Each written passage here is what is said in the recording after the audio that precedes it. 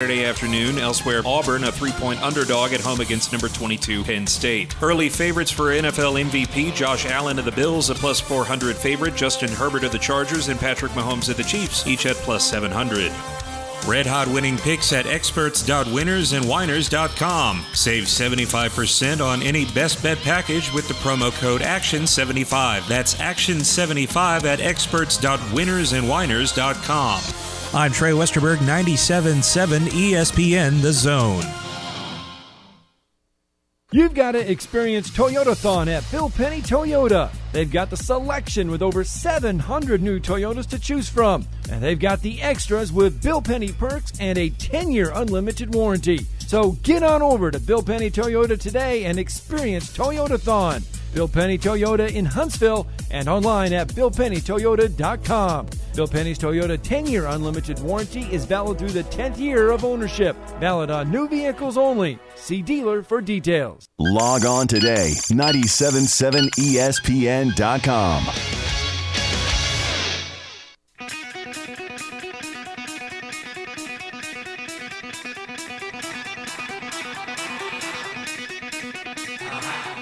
Welcome to Talkin' Ball with Scott Theisen and Drew DeArmond. Call into the Neighbors Wealth Management Hotline now, 256-576-4977. That's 256-576-4977. Now, here's Scott and Drew. There we go. We're off. We're running another brand new live edition of Talking Ball. 97.7 ESPN The Zone with Scott Theisen and Drew DeArmond. We're live on a Thursday morning in the Tennessee Valley. A crisp and cool Thursday morning, 59 degrees as you make your way into work, into school, wherever you may be headed. Beautiful weather for another night of high school football, and we do got a trio of games on the gridiron tonight.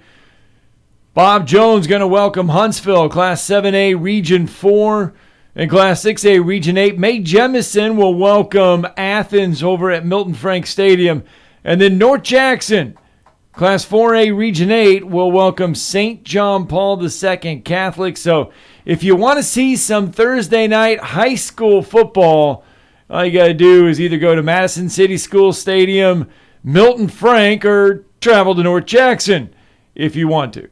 Good high school football on a Thursday. Yeah, no doubt. We're going to talk some high school football today with Louis LeBlanc coming up at 7:25 a.m. It's probably the top game in our area, or at least one of them on a very short list. When you talk about 4A Region 8, and it's a 3-1 three-game win streak for the Randolph Raiders. Austin Coletti and I will be on the call, but they will be traveling across town to Louis LeBlanc's Westminster Wildcats, Scott. And as we know, Westminster is 3-0, off to a very strong start, coming off of a really nice win as well over JP2 last week.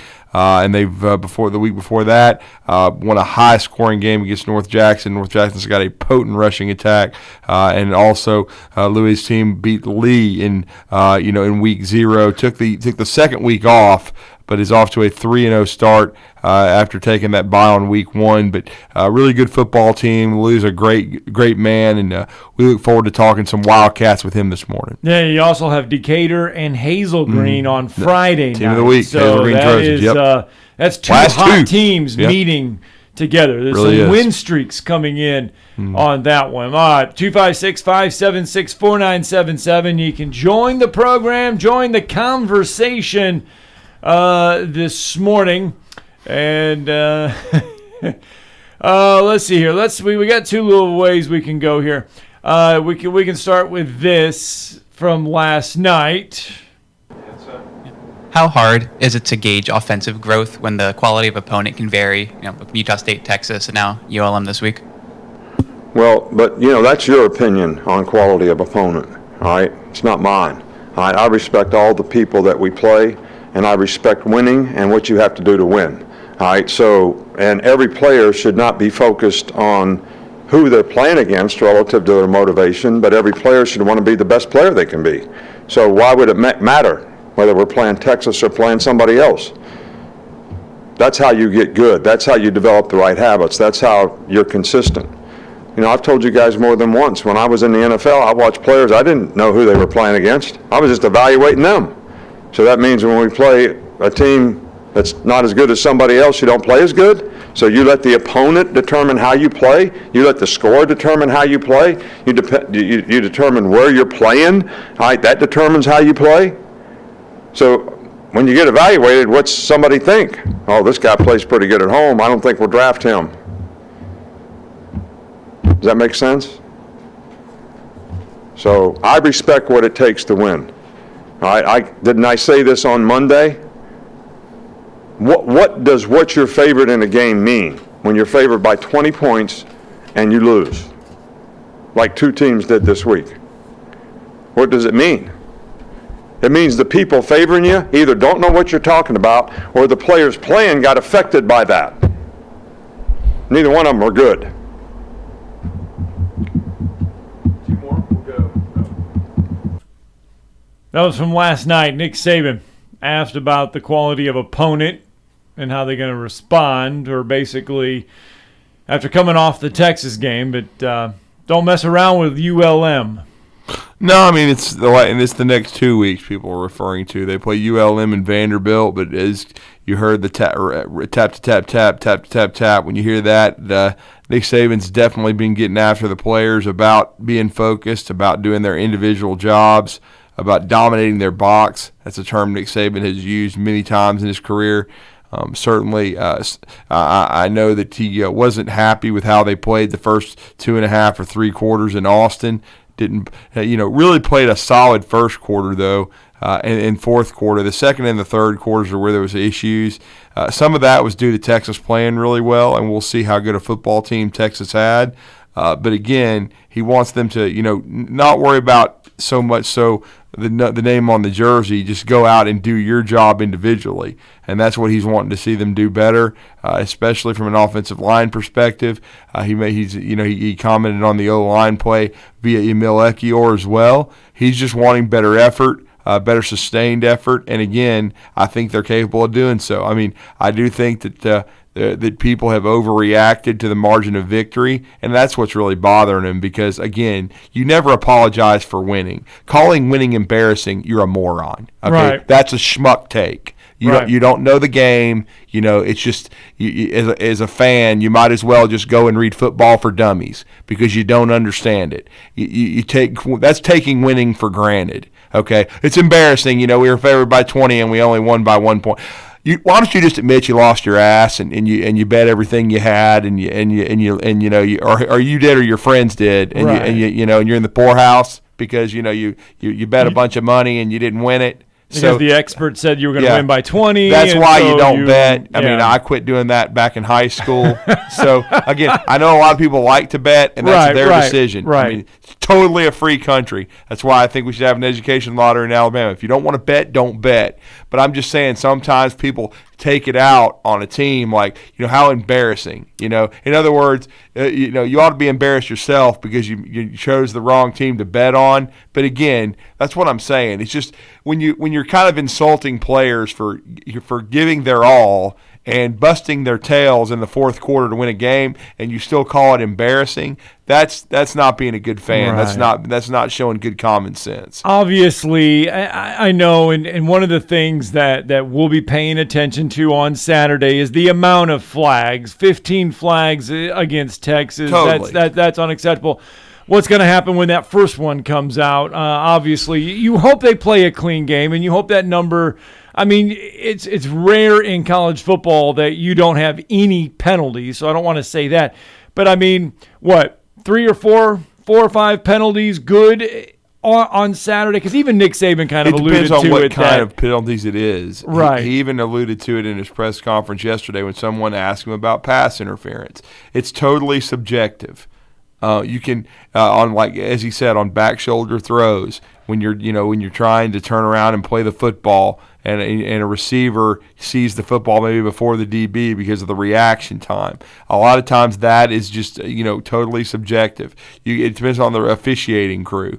Because when we saw, Dumber and Dumbest on Saturday that didn't have any business refereeing that game with Alabama and Texas because it was completely over their heads, they called, made one good call.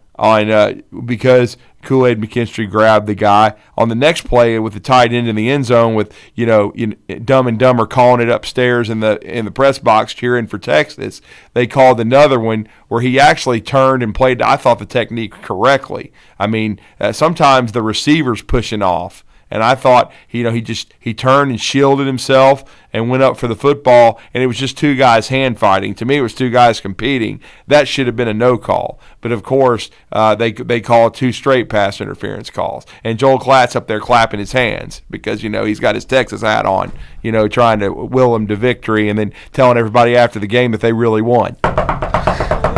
Sorry, jackass, they didn't. Is that as kind much of like, as you wanted it to happen, it didn't happen. Is that like going back to last year or 2 years ago when our friend Seth Galina wrote the article about Georgia actually dominated, but they lost by Alabama? 17. I guess Bob told him to write that. You know what I'm saying? Najee Harris is going for 150 up your rear end, but Alabama got dominated in the trenches. That's a stupid take. I mean, you know what I'm saying? And we let the guy have his say. Hey, he came on the show. We certainly didn't insult him. No. We did not. We treated him well. And, I mean, you can give your thoughts on it, but, trust me, it was one of the stupidest segments in the history of this show. Okay? But, I mean, in a good way. Yeah. I mean, just to make you wonder. I mean, you kind of lose faith in Pro Football Focus when they're telling you this crap because, I mean, I know they try to break things down and everybody loves their grades and everything, but sometimes, it's kind of like those teachers that were paddling Nick Saban back in the day. Well, I mean, he was probably getting paddled for a good reason, but I don't know what the hell these Pro Football Focus people were looking at. Maybe they need to go down the coal mines, and realize they need an education or something. I don't know. 256-576-4977. If you want to join the program this morning, you can. And we're just kind of rehashing or kind of going over Nick Saban's comments from his press conference yesterday, his yesterday evening press conference. And ULM, University of Louisiana Monroe, that also does mean he makes his return back to the state of Alabama. Of course, he has held a couple head coaching jobs in the state of Alabama over his tenure. And that is one Terry Bowden, the former Auburn coach, former North Alabama head football coach, will be making his way back into the state of Alabama with ULM. So a return of Terry Bowden on Saturday. Yeah, we're going to see Terry Bowden, and had a chance to speak to Coach Bowden on the drive with Steve Moulton a few weeks ago, and that was before their season had started, and they were getting ready. They knew they were going to be opening up at DKR and taking on Texas, and he was looking forward to the challenge that he knew. And this is year 2 for him at ULM. Some new coaches. Rich Rod moving on after 1 year as OC to go to be the head coach at Jacksonville State, and he was optimistic. And of course, he had a lot of connections there because AJ Milwee was a quarterback for him at UNA and coached for him too at Akron. Was his offensive coordinator. And Coach Bowden's been around the game a long time. Yeah. And I mean, he's and I thought Coach Saban paid reference to that. Certainly, all 3 of the Bowden boys that were sons of Coach, the late Coach Bobby Bowden, Jeff Bowden, and Tommy and Terry have all been in the profession. Tommy and Terry being head coaches on the Power 5 level, and Terry being head coach, on at several places, several stops, and he's made a great contribution to the game, and certainly, you're glad to see him back in it at ULM, and it's going to be a tough challenge. He knew that, and they got a win over Nicholls State last week, I believe, but they're 1-1 headed to Alabama, and it's a tough way to start your season, but again, you're going to know where you are, and certainly it'll help get you ready for conference play. Yeah, I left off Samford on that list. He was also the coach there at Samford. That was really his first head coaching. 87-92 at Samford, and then 93-98 at Auburn, 2009 to 2011 at North Alabama. By the way, he went 29-9 with the Lions, 14-6 in Gulf South Conference play. All right, Elijah's with us on the phone lines this morning. Good morning, Elijah. I was just about the Bama game. Can we just fire Bill O'Brien? Do we have to pay him anymore? Because he is the worst play caller I have ever seen in my life. Yeah. What's the objection though? What's the objection with Bill O'Brien's play calling? Let me just ask you that. We don't have the speed on the outside to be throwing 3 or 4 screens a drive. It's ridiculous. Why not just run the ball when you're throwing screens? Because there was 3 or 4 times where they threw a screen to Colby Prentice and he got hit for -3, -4 yards. And it's like, why are you here? I could call that play. Well, I mean, I'll just say this. What should he have been calling in your mind? So you think he should have been calling more run plays? I think if you're going to throw behind the line of scrimmage, it needs to be to nobody but Jahmyr Gibbs. He was by far our best player on Saturday. Or push the ball down, something. I mean, throwing screens. If you don't have speed to take the top off, you don't have speed for screens, right? Well, if you block it well, you do. And in some cases, I think Alabama, and, Travis Reier made a great point of it on Monday, because Alabama's lost some guys in the last few years, like Devontae Smith. Even though he was thin, he was a good blocker. John Mechie was probably as good a blocker as Alabama's ever had out on the perimeter. They some of these inexperienced guys and guys that haven't played as big a roles, even like a Trayshawn Holden that's been on the team, you got to do a better job of blocking. And it's not just the O-line, it's the tight ends and the receivers. So I think in some cases you may have a point there, but in some cases too it's an execution issue. You got to do a better job of blocking on the perimeter and giving guys a shot. And in Kobe Prentice's case, Alabama would have had a first down on a drive after Jahmyr Gibbs ran out of bounds needlessly, about 3 yards short of a first down. But on the next play, he ran the route like it was supposed to be man, and it was a zone. He should have sat down in the hole, was wide open, and Bryce threw to the spot, and he wasn't there. So there's a lot of things I've said, like running the wrong routes, running. And I'll be honest with you. You watch that 4th and a half a yard. Everybody wants him to run the ball more. I would have had Jace McClellan in personally, but he never was the same after he got elbowed in the head earlier in the game, and they put Roy Dell in there, and he tripped over the center's feet. The hole was there. Yeah. You got to hit the hole, man. I mean, speaking of running the ball, sometimes when you don't run the balls properly, you're not hitting the right holes. And so I think Alabama, what I'm trying to say is the entirety of the deal is, I think there was a lot of inexperience that showed its head in a hostile environment on the road, and that's kind of what Nick Saban's message was yesterday. You got to worry about what you can control and worry about doing your job individually and not get all caught up in the atmosphere and the circumstance and people telling you that you're going to win by 3 touchdowns and, it's a 11 o'clock a.m. kickoff, it's hot. You can't worry about that. You got to worry about doing your job. And the one thing I'll say is that it's not a Bill O'Brien problem, it's a college football problem. I hate it when, especially on 3rd and 1, 3rd and 2, you line up in a shotgun. Yeah, I don't agree with that, but everybody's doing the Lane That's not a Bill O'Brien problem. That's a college football problem. I mean, personally, I'm old school. I'd get in a tight formation and use Robbie Hughes as a fullback, or just sneak it or whatever. Yes. I don't get it. I don't like that. Yeah, I mean, because you're giving 2 and 3 yards back. Yeah, I think on 4th and 1, it's the dumbest thing you can do to run from the shotgun. I think that's stupid. But I would say, in Alabama's case, on 4th and 1, your best bet is to put it in Bryce Young's hands of anybody. He'll make a play. Well, I mean, I just think you got to be able to run the ball to pick up half a yard.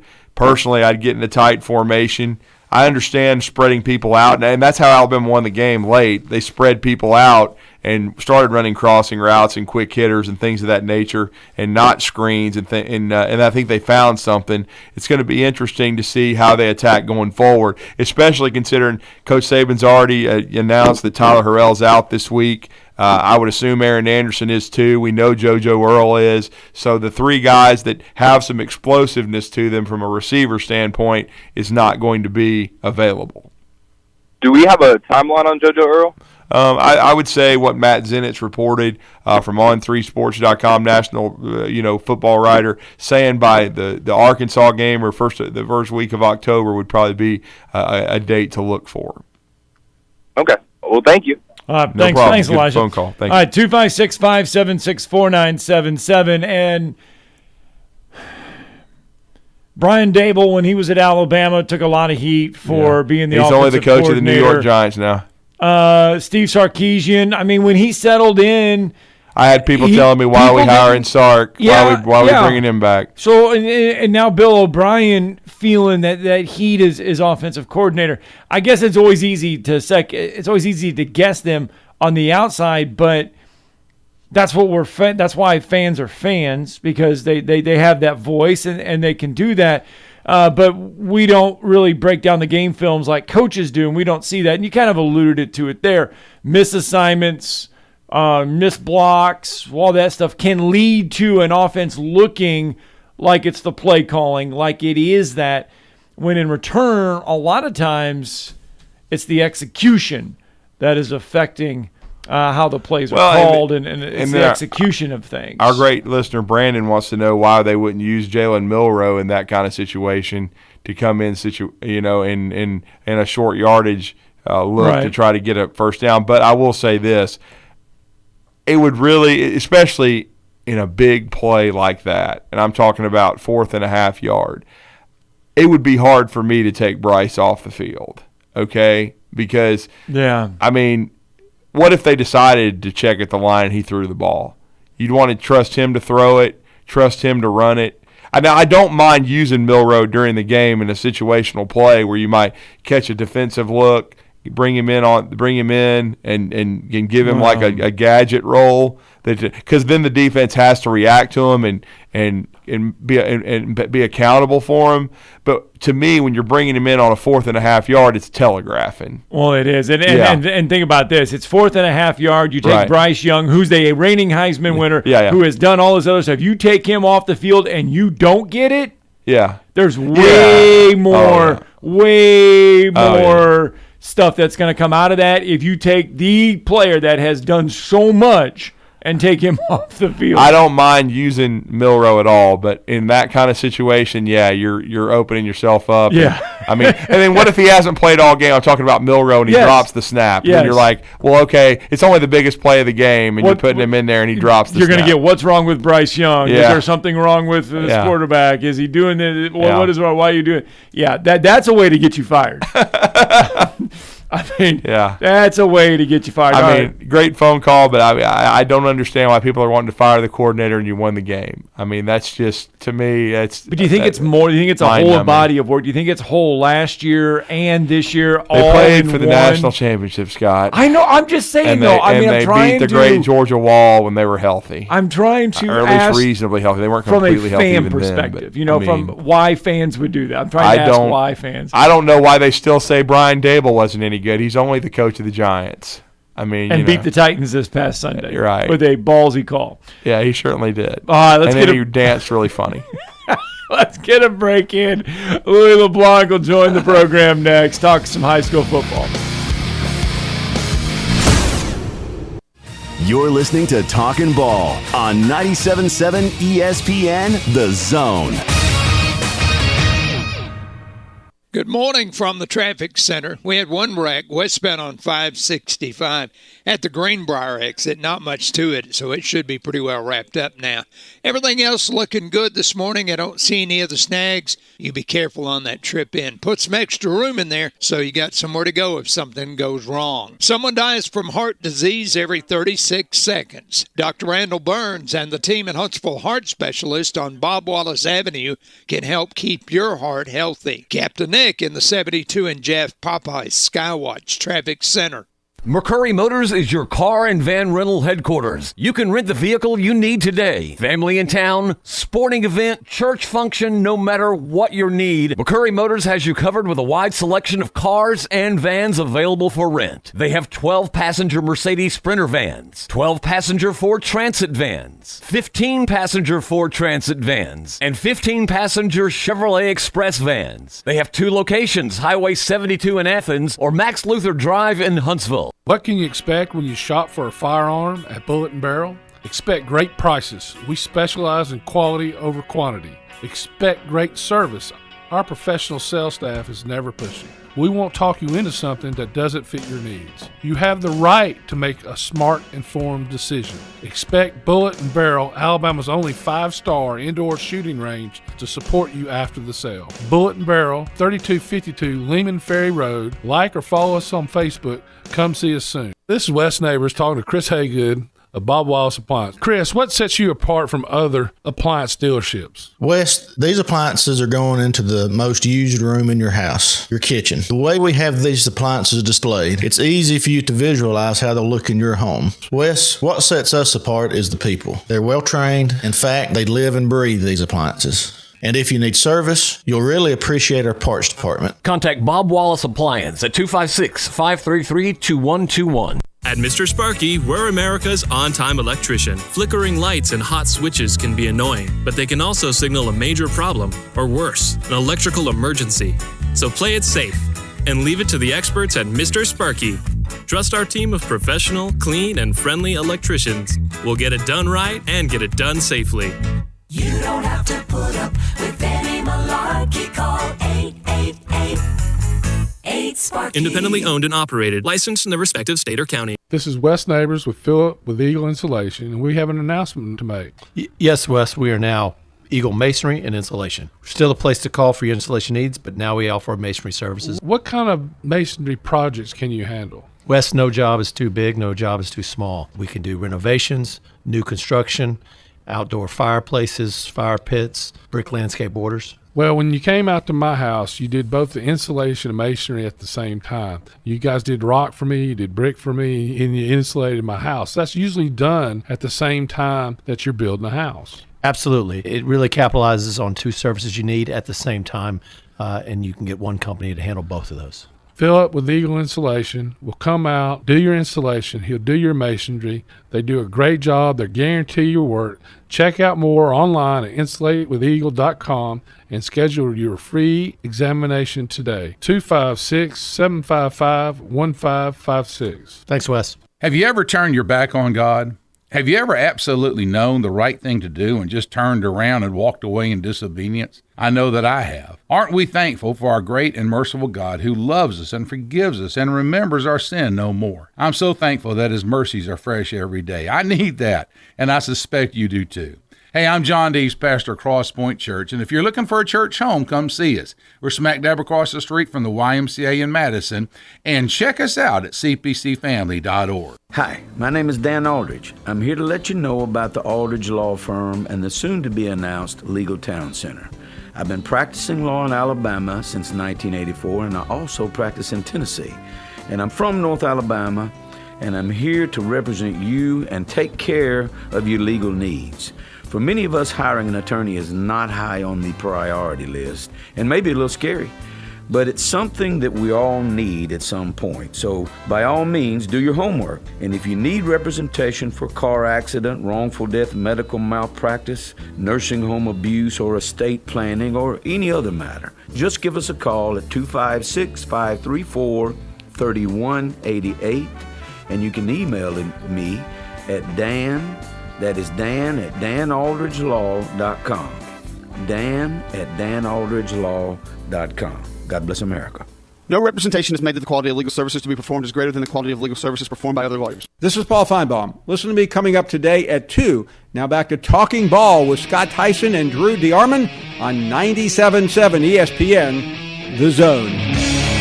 All right, welcome back. Talking Ball, 97.7 ESPN, The Zone. Scott Tyson, Drew DeArmond hanging out on a Thursday morning. As we mentioned, we do have a trio of high school football games on Thursday night tonight. Great night for high school football. Been great weather this week. Yeah, oh my goodness. Oh, wow. I mean, when you wake up and it's, or not when you wake up, but when you come in and it's like got 58 dew on the degrees, get that little crispness to the air.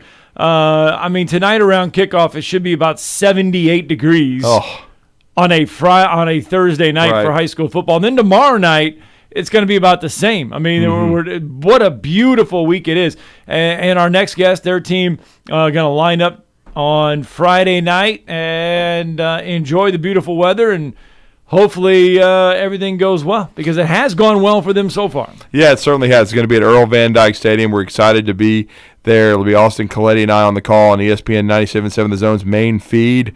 As we know, the Buckhorn Bucks and Matt Patterson are on a bye this week after the Cotton Classic, where they lost the Heartbreaker 49-42 to our Team of the Week this week, our Bryant Bank Team of the Week, the Hazel Green Trojans. And our next guest has been our Team of the Week in the past, and he has a very good program. He's in his 7th year. Time flies for him, and they're off to a very strong start in 4A Region 8. They are 2-0, and they are 3-0 overall early this season, and that is Louis LeBlanc, and he's been good enough to join us this morning on the Neighbors Wealth Management Hotline. Coach, welcome. You're Drew and Scott. Good morning to you. Hey, good morning, Drew. Good morning, Scott, man. Thankful to be on this morning. Yeah, we're thankful to speak with you this morning, and we were just lamenting the weather. What great weather it is, Coach, and I know how much you love the game. I know how much you love your players and the kids. This is why you do this. This is what I call the juice, and this is a lot of excitement for this game. It's going to be a great crowd, I'm sure, over there on the beautiful campus at Westminster Christian Academy. Randolph's coming in, big rivalry too here in 4A Region 8. A lot of excitement right now, I'm sure, around the school. Oh, yes, sir. I mean, this is why you do it. This is why you work. It's for these kind of opportunities, these kind of moments. Well, Coach, let's kind of get everybody caught up on the season so far, and the reason why this game is big is because of the work that your team has done up to this point. Yes, sir. We, I tell you, that starting out, we have a very young team, a very inexperienced team in a lot of spots, and a lot of question marks. But I think we saw early on, even back in April, just the way the guys approached work, the way they listen, the way they buy in. I think the coaches saw early on it was going to be a special group.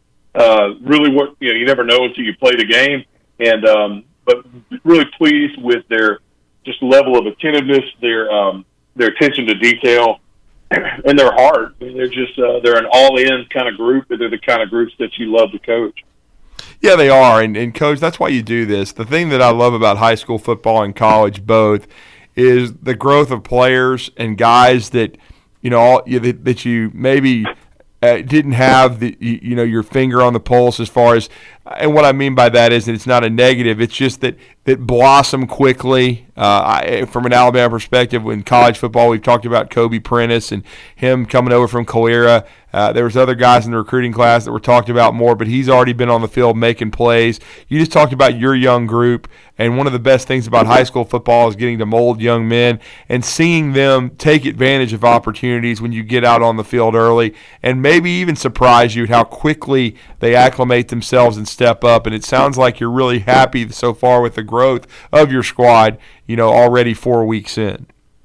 Oh, yes, sir. I mean, we've got if you look at our offensive line, we've got 3 freshmen. Wow. My son, Bennett LeBlanc, David Graham, and Easton Stoker are 3 freshmen. And then I have a sophomore, Marshall Lindsay, who played in games last year, but not very much. And then I have a senior, Charlie Kimner, that this is his first year back playing football after several years of not playing. So I've got only one guy with game experience on the varsity, and every one of them got their first varsity start against Lee.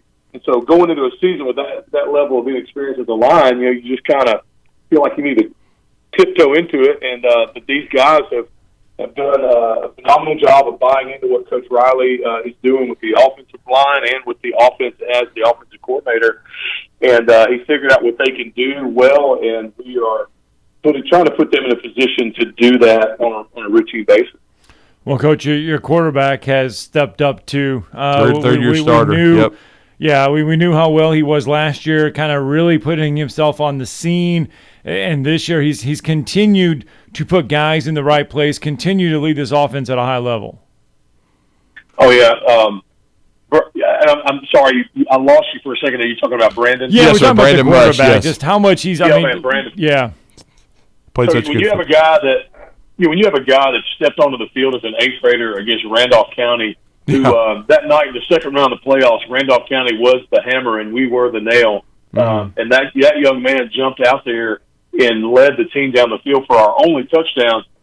You knew you had something special in him, and then to see him progress as a starter, as a freshman, and then a sophomore, and then obviously into his junior year. he has just been a joy to coach. He's another coach on the field. He's somebody that I believe that everyone in our school respects because it's not about Brandon. When everyone wants to make it about Brandon, he never makes it about himself. Yet at the same time, he's confident enough to lead the guys, but in such a way that he's with them. He's not dragging them, if that makes sense. Yes. It's just a phenomenal young man, a kid that if you had to say, this is who I want in a quarterback, these are the qualities, both physical qualities, athletic ability, and leadership ability. He checks all the boxes. And so, I mean, we were just fortunate, man, that this guy stepped up and did what he did. Comes from a great family. They do a phenomenal job raising him, and then I get to reap the fruit of that by just building on the foundation that's already. I'm excited about his future. No matter what it is, I think he's going to find a way to be successful because the people around him are more important than his accomplishment. Well, and with him, I know being in your fourth year with you, Coach, he's a junior, got another year as well. But you just mentioned the level of inexperience on your O-line, but having a quarterback with that level of experience and that kind of leadership ability, it's got to. I think he probably helps reinforce and build up the confidence of the O-line that if they do their job, certainly the quarterback is capable, a very good player, and is a difference maker for this group. And I think probably as a leader, he's helped bring these guys along, I would think. Oh, without a doubt. And you know, obviously when they do the right thing, he reinforces it. Yes. But, you know, honestly, anybody could do that. What really shows his leadership is when they don't do the right thing and the way Brandon's able to, you know, talk them through it, correct them, but at the same time not lose them, not blame them, not come down on them. He's able to pull them back in the fold. And again, that's the mark of a leader is when things are not on the rails, how can I get them back on the rails and keep everybody on board and without, you know, just letting heads roll, you know? So he does a phenomenal job of keeping that team aspect and making sure that they understand their value, their worth, because he can't do what he does without them. Yeah, and that's what I was going to say, too. I mean, it's a credit to the rest of the guys, too, though, for buying into what he's saying. I mean, it's one thing to have a leader, but it's great to have the people that listen to the leader as well. That's exactly right. And, you know, it's funny whenever a new player that comes out that's not played very much football, if I ask them what side of the ball do they think they're going to play on, they always say offense, you know, and everybody wants to score a touchdown. Everybody wants to be that guy. And it's funny because if you think about it, it's really quite the opposite. You know, there's only one ball, right? There's four receivers, there's a running back, there's a quarterback. So what happens is there can be some hard feelings that come up quickly. You know, you're not throwing it to me enough. You're not running it enough. You're not doing this enough. Or I'm a lineman, I get no glory. And so to see the rest of the guys say, man, I just want to be a part of a great offense as part of a great team, and we want to do what we do and win ball games. That's been just huge. And of course, everybody wants to be the star. Everybody wants their turn. And but to see those guys and how they handle their business and how they cheer for one another, you know, they're more excited that we did good than someone saying, "Well, look what I did." At the end of the day, of course, they have pride in performance and they want to perform. But I think it's wanting to perform for the team rather than for themselves. And speaking of performing for the team, in the 49-20 win in 4A Region 8 over the JP2 Falcons, as good as Brandon Mush is and what he's meant to your football team, he's not even one of the players of the game, talking about bringing along his teammates. Henry Claunch, 169 yards rushing, coach, did an outstanding job. Averaged over 7 yards per carry with that behind that O-line, 3 touchdowns, and then your junior as well, Harlan Lovelady, 8 tackles, 3 tackles for loss. Those two young men playing very well on each side of the ball. Oh, yes, sir. So Henry's success this last game and this season is special to me because last season against Randolph, Henry tore his ACL on a non-contact play. It was just kind of planted funny, and so I tore my ACL in high school, and I remember the hardship of trying to get back. And then once you get back, you know, can you do what you used to do? And so seeing Henry go out there and fearlessly be a running back. I mean, I was a T lineman. I didn't have people trying to tackle me and hit me on the legs, and he's, you know, the position he plays, you're a target, and he's really done a great job in his rehab, and then coming in there and stepping up his game even more than what he was before. We made it a point last week that we were going to run the ball, We were going to make these young offensive linemen become workhorses for us, and we were going to get behind them and establish a run. And once it was established, we didn't want to get away from it. And Henry definitely answered the call with 3 touchdowns, 169 yards rushing. The line did so great. My man Charlie Billings, we affectionately call him Charlie Beans. Charlie Beans got his first varsity touchdown behind that same offensive line. He's a freshman. Shows a lot of speed there. So the tandem of those two, and then you throw in Mush into the mix as a running back. Also, it was a pretty tough night for us on the ground. It was something good to see. We haven't seen that since Carter Hayes in 2018, and it was nice to have a little thoroughbred back there doing some work again. Oh, no doubt, and as we said, Harlan Loveday with the big-time game from along that D-line. Speaking of yourself being a D-lineman, your D-line, he played well last week, and they're certainly going to have to play well against this very talented Randolph offense. So Harlan is a unique guy. I mean, this guy is probably the biggest guy on the team, and he is one of the quickest guys in the first few steps. He has an incredible amount of explosion. He has a lot of strength. When that guy, when it gets in his mind, man, that he can use those hands, press people off, throw them away, and fly to the ball, he can do it. And last week was a phenomenal example of that we've used to reinforce with him over and over again, just the impact that he can make. So, I mean, he had 5 solo tackles and 3 assists, 2 sacks and 3 tackles for losses, and he got a blocked PAT. I mean, just dominant in every phase of the game that he was a part of. And that should be him every single game. We saw that last year in our last game of the year against Lee. He was a force. I mean, he was a wrecking ball in the middle of the line. And I told him in the offseason, there's no reason why you shouldn't have that impact every single game. And because of that, guys like Zeke Carwile playing behind him at linebacker, Zeke wound up having 6 tackles and 5 assists on the night because of teams having to really focus on Harlan and the rest of the D-line and what they're doing. Well, Coach, let's preview your game tomorrow night with Randolph. Yeah. I know you've watched film. I know you know them well. I know you've seen them. Your thoughts going into it and just a little bit of the plan. Well, we've been playing against Randolph for years, and they do a phenomenal job. And Coach Lloyd, I have a lot of respect for him and how he prepares his teams.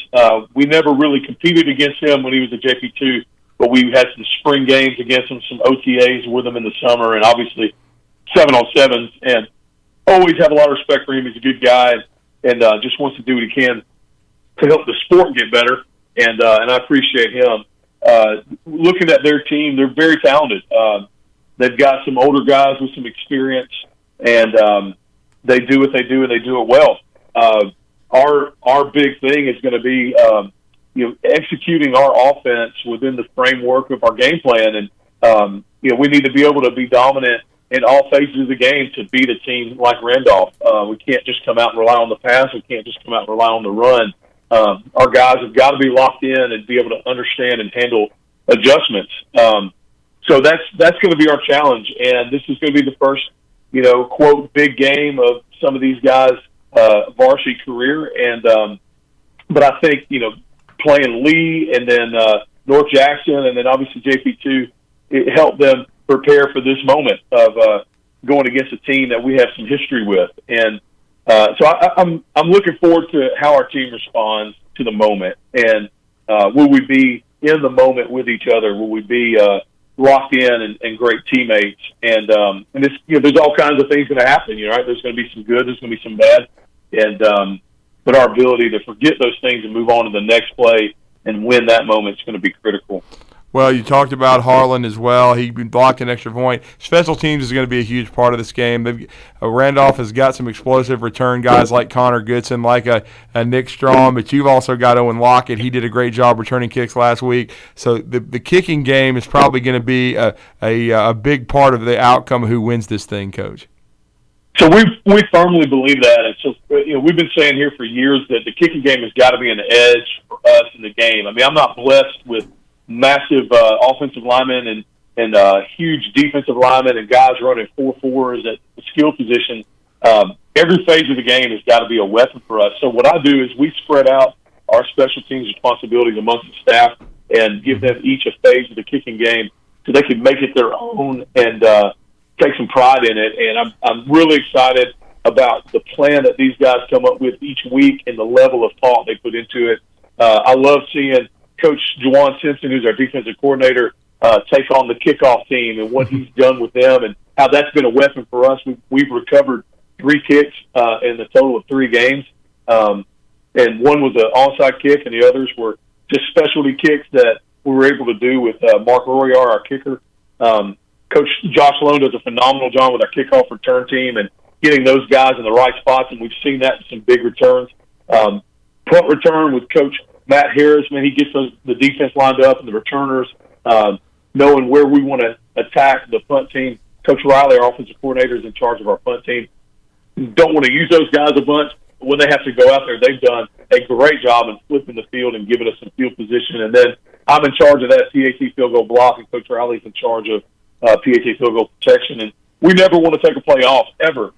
We only get so many plays on a Friday night, and we better squeeze every opportunity we can get out of them. And you think back to every big game you've ever watched on TV, whether it's college or pros, those special teams have come into play. And the thing that burns in my mind is probably the greatest motivation for me is losing to Piedmont in 2018, the third round of the playoffs by 1 point, and we had 2 extra points blocked.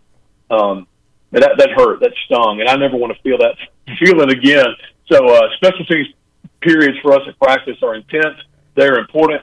They're going to get the full focus of the staff, and it needs to show up on a Friday night for us to win. Well, we're looking forward to Friday night. It's certainly Randolph trying to return to the playoffs for the second straight year, and you guys are trying to for the first time since 2019, but made 2 nice playoff runs. You talked about that 18 run in 19, and this group seems like they're well on their way to getting back into the postseason. You've done an amazing job at Westminster, and we look forward to being out there, and we're going to be honored to bring the folks on the airwaves to watch these young people compete and to listen to it. But you've always been very generous with us. We appreciate the program you've built, and we look forward to watching your team compete on Friday night, Coach. Thank you for giving us some time this morning.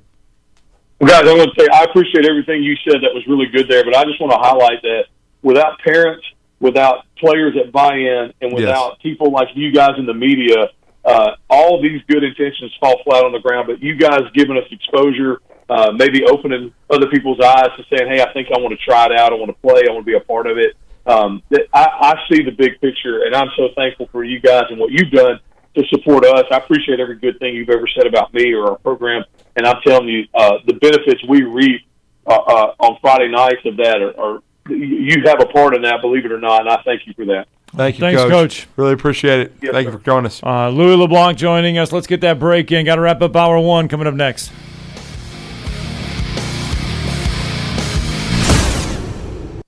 You're listening to Talkin' Ball on 97.7 ESPN The Zone.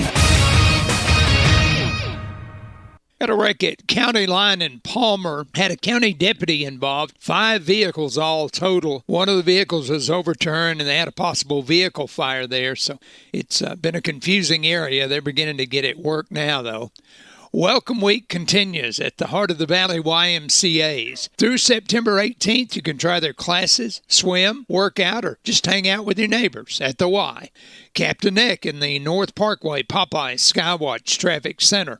Tom Luganbill here for my friends at Woody Anderson Ford. Bobby White and his team take great pride in their service department, and you can see it the moment you walk into those beautiful new service lanes. And just like a championship team, they all work together to make sure your experience is second to none, whether you drive a Ford or not. Also, check out the gold-certified pre-owned inventory at Woody Anderson Ford for great deals every day.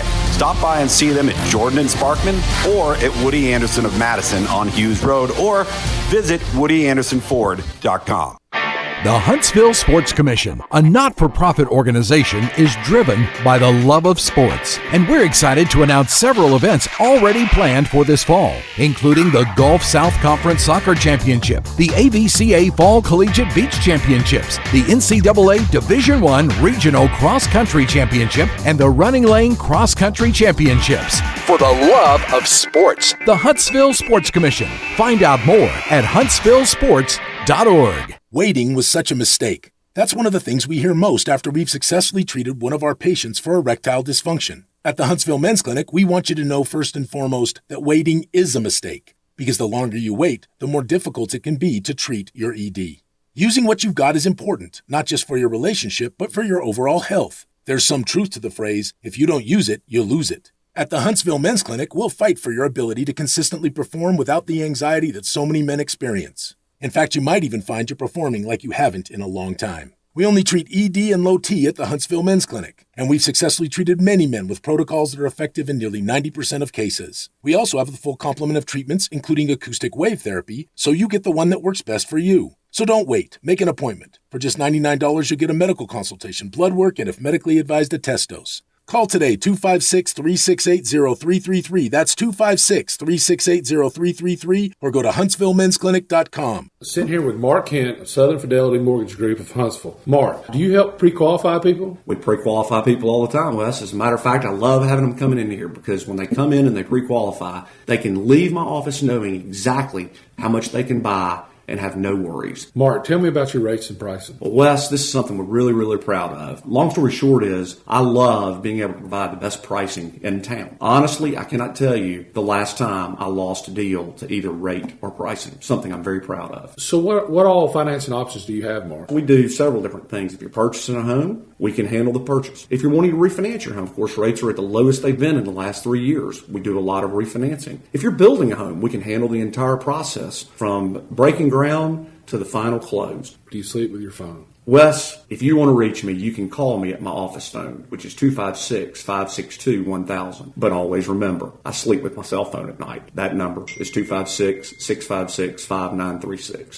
I'm attorney Gary Lackey. You know, you'll hear people say we're like a family, but here at the Lackey Law Firm, that's really true, not just a saying. I'm Justin Lackey. With my father and my sister, we have a special connection to each other. I'm Jennifer Lackey. At the Lackey Law Firm, when we take on your case, you become part of our family. You really do. And we'll always do whatever it takes to get everything you deserve. If you're injured, you worry about getting well, not about paperwork or insurance companies or figuring out how to get to your lawyer's office. I'll come to you. We worry about your case so you don't have to. When you've been injured, we know that your case is probably the biggest thing going on in your life. More important than almost anything else. And it's important to us too, for one simple reason. Family takes care of each other, and at the Lackey Law Firm, we'll take care of you. The Lackey Law Firm. The Lackey Law Family. 1-800-4RIGHTS. No representation is made that the quality of the legal services to be performed is greater than the quality of legal services performed by other lawyers.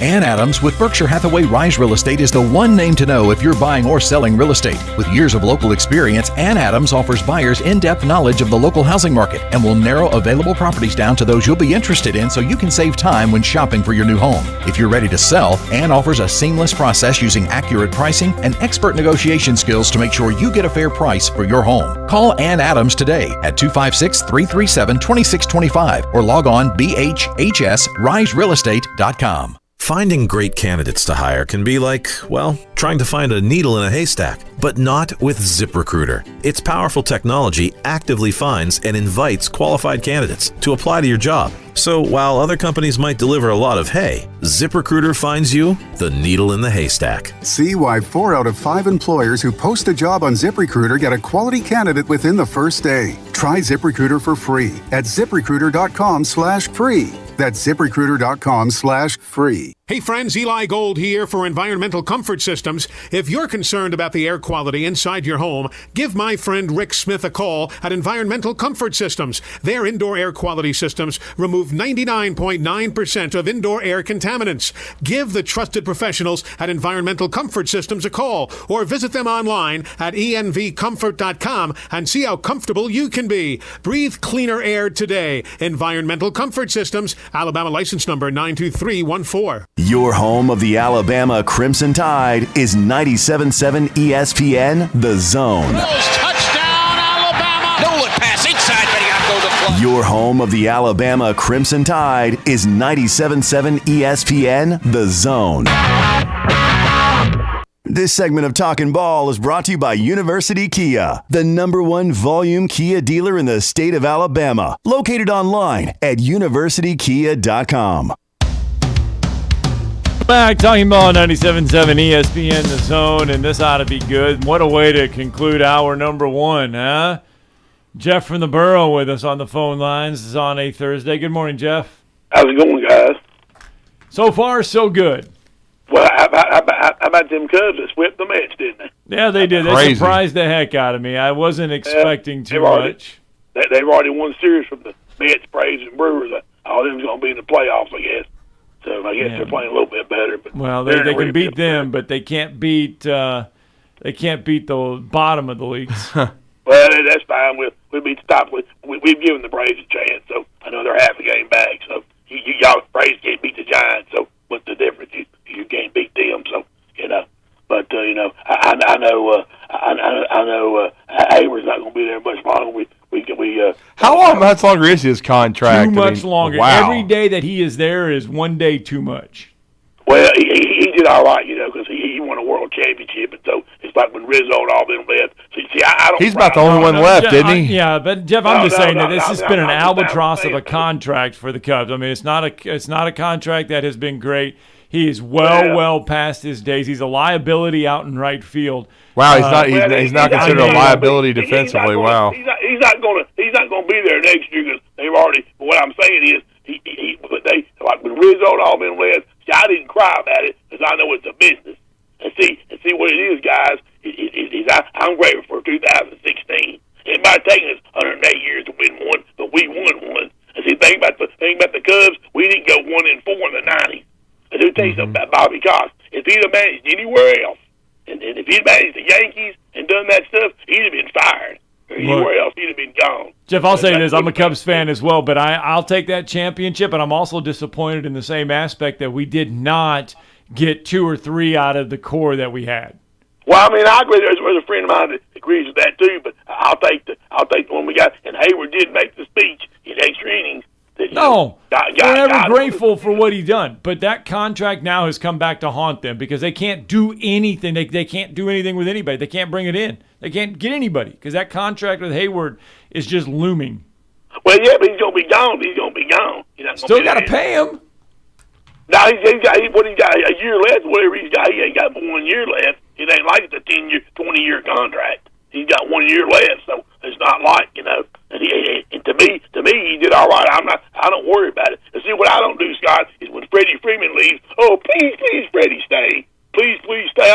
It's a business. That's what it amounts to. And Freddie Freeman took the cash, and Braves fans don't like it because they love Chipper Jones because he was a hometown discount. That's what he did. That's why he stayed with the Braves all them years.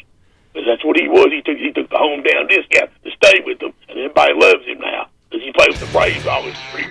He didn't stay nowhere. Hang in there, guys. Like I said, that conversation was going to be riveting to wrap up hour number 1. Thank the Lord Bill Bender's about to join us. Did you see this, though, that what's his name? Whoever came out with that report about Freddie Freeman and the agent. And yeah. Doug Gottlieb. He got sued. Yeah, he got sued because it wasn't true. Because Doug screwed up again, and it wasn't true. His sources sucked, just like he does. All right. Oh, let's get into some more positive conversation, I promise. Bill Bender's going to join us next. Talk Big Ten SEC football. Where does Nebraska go? We'll ask him.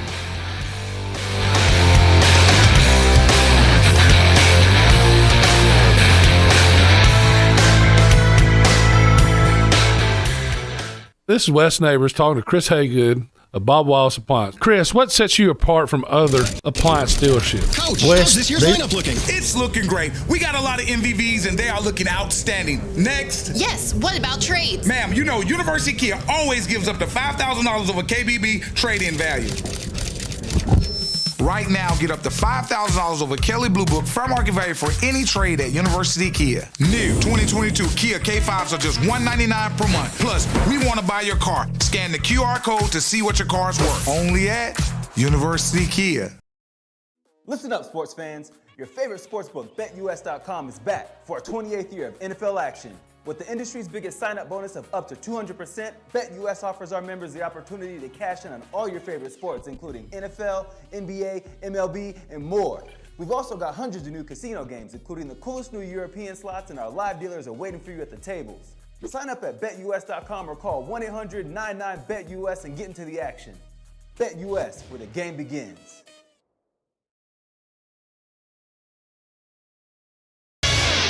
Got a new wreck southbound Research Park between Oakwood and University. HPD rolled up on it. I think they're going to move it to a parking lot. County Line and Palmer had 5 vehicles involved with an overturned vehicle. That one did have injury. Still trying to get it all untangled. Officers, construction workers, and first responders put their lives on the line every time they step on the roadway. Why not make it safer for them? Move over. It's the law. Captain Eck in the North Parkway, Popeye's Skywatch Traffic Center. From the Fox 54 Weather Center, I'm Chief Meteorologist Jordan Dressman. Plenty of sunshine once again for your Thursday afternoon. Temp climbing into the mid and upper 80s, a couple of degrees below where we should be this time of year. Once again, not a drop of rain in the forecast. It'll be a fantastic night across the area as we head into the overnight, early into your Friday morning. Temperatures dropping into the low and mid 60s. I'm Chief Meteorologist Jordan Dressman on your home for ESPN Radio, 97.7 ESPN The Zone. This is Brent Musburger's VSiN Action Update on 97.7 ESPN The Zone. NFL Thursday night, the LA Chargers at the Chiefs. The Chargers a 4-point road underdog, 54 the total. On Sunday, the Saints plus 2.5 at home against the Bucks, and the Falcons plus 10.5 at the Rams. College football, Alabama slipping from number 1 to number 2 in the latest AP poll after a close win over Texas. Bama a 49-point favorite against UL Monroe this Saturday afternoon. Elsewhere, Auburn a 3-point underdog at home against number 22 Penn State. Early favorites for NFL MVP, Josh Allen of the Bills a plus 400 favorite. Justin Herbert of the Chargers and Patrick Mahomes of the Chiefs, each at plus 700. Red Hot winning picks at experts.winnersandwiners.com. Save 75% on any best bet package with the promo code ACTION75. That's ACTION75 at experts.winnersandwiners.com. I'm Trey Westerberg, 97.7 ESPN The Zone. Log on today, 977ESPN.com.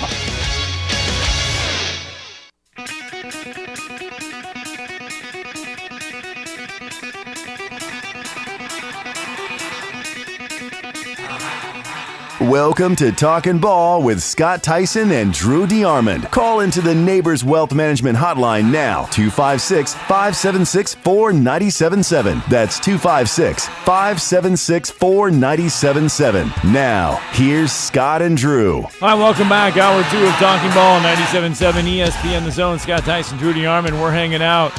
One more hour to go on this Thursday edition of Talking Ball. Of course, this hour brought to you by 2 Men in a Truck. If you're moving, give 2 Men in a Truck a call today. They can make your move happen easily and fast, whether it's across the country or just across the county or just across the street.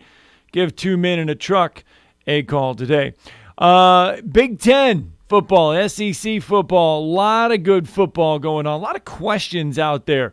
Where does Nebraska go? How good can Ohio State be? How good is Alabama? How impressive will Texas be after that loss to Alabama? A lot of questions. Still, I think at this point in the season. Yeah, there is. There's really still intrigue. There's been the usual overreaction, but there's also been some interesting developments already, even just 3 weeks into the college football season. Our next guest is a senior football writer for the Sporting News. We've always enjoyed our conversations and catching up with him. It's the first time we've certainly caught up with him during this particular season. He keeps his finger on the pulse of the NFL and college football for the Sporting News, and it's Bill Bender, who's been kind enough to join us for a few minutes here on the Neighbors Wealth Management Hotline. Bill, how are you? I'm doing well. Thanks for having me on, guys. It's been a minute since I talked to you, so it's definitely good to be back on with you. Yeah, it has. A lot has changed since you've joined the program. I mean, most notably, Scott Frost out in Nebraska. Yeah, Nebraska. What is their next steps? To me, I'll be honest with you, Bill, they remind me a lot of Alabama only because, and what I mean by that passionate fan base, they traveled to Dublin, they turned out. They've still supported this team. It's the NFL team in that state, but they haven't been able to find the right fit since they let go of Frank Solich and, of course, the Tom Osborne era. They switched conferences to the Big Ten. It hasn't gone like they thought. But to me, this seems like the critical one that since Scott Frost didn't work, if they don't get this right, they may slide into further irrelevancy. What are your thoughts? Yeah, you're exactly right. And like Alabama, they're going to have – I'm sure there were people when Nick Saban was hired that were saying, hey, why would we want a failed NFL coach? You know what I mean? Right. They are going to have to. And by the way, he didn't fail as an NFL coach. I'm going to make that clear. He was pretty good. I think so too. But my point is, so schools like Iowa State and Kansas State, they used to cream in the Big Ten or the Big 12, Big 8, and they have better coaches. Dave Aranda would be a great fit at Nebraska. I think Matt Campbell and Lance Leopold would be great fits at Nebraska. So the trick here is not to fantasize about getting Urban Meyer. I don't think that's going to happen. And get somebody who's going to lead that program the right way. I think Matt Campbell will do a hell of a job there. Yeah, and really. I mean, and I think he's done a remarkable job at Iowa State because that's a hard job. And I think he did a great job at Toledo. He's kind of been like Billy Napier, I think, waiting for the perfect fit for him in the next step. Nebraska, I would agree with you. I think he should be on the short list. Well, and I say that, and so, like, if you're Matt Campbell right now, he's built Iowa State. Iowa State was just awful for most of all of our adult lives. They've been terrible. And now they're a program that has 5 straight winning seasons, 5 straight bowl games, just beat Iowa. That was the one thing hanging over him, that he hadn't beat Iowa yet. And they did that, and he's just a great culture builder. Iowa State's producing NFL talent. I mean, you watch guys like Breece Hall and Charlie Kohler, and they've produced some linemen. I like that program, and that's what Nebraska doesn't do. They don't. Who's the last awesome Nebraska NFL player you guys can remember? One doesn't come off the top of my head. They've had some guys, but nothing unbelievable. Yeah, and that's what Urban Meyer kind of alluded to. They're not going to get Urban Meyer, but I mean, he kind of alluded to it that whoever comes in there does need to. I mean, really, he kind of analyzed it and said they got to fix the recruiting, and I mean that's similar to Alabama as well when they were trying to find that right guy. It was a lot of the recruiting aspects that it is hard to recruit out of Nebraska because you don't have in-state talent. You don't have an overabundance of in-state talent to draw from. Yeah, for sure. And, it is a tough place to recruit. And, on the other end of it, guys, I do feel for Scott Frost. Like, a lot of people want to mock him and do that kind of stuff. But he went back to his alma mater and he tried. He didn't have to do that. I mean, and sometimes the pressure of that, it doesn't work out. I mean, Mark Richt retired at Miami. He was doing pretty well. Frost had that happen. And, I mean, Jim Harbaugh was about 2 games away from being fired, and look at where he is now. It doesn't always work out, but for him, I think we could talk about that whenever. I think it's starting to work out in Ann Arbor. Yeah, and talk about that. That's a good segue there. There was a lot of consternation about Jim Harbaugh. We've had many conversations on our show with you about it. He broke through. He beat Ohio State last year. He got to the playoff. Now they've gotten off to a strong start this year. What have you seen out of Ohio State, out of Michigan? What is this? Are they the 2 biggest, stories in the Big Ten? What have you seen? I think they're the 2 best teams after Georgia and Alabama, and I think interesting. Because Ohio State. I mean, you could argue Ohio State's right there with Georgia and Alabama, but we knew their offense was going to be good. They had the good victory to start the season. Their defense has improved with Jim Knowles, which was the missing piece last year.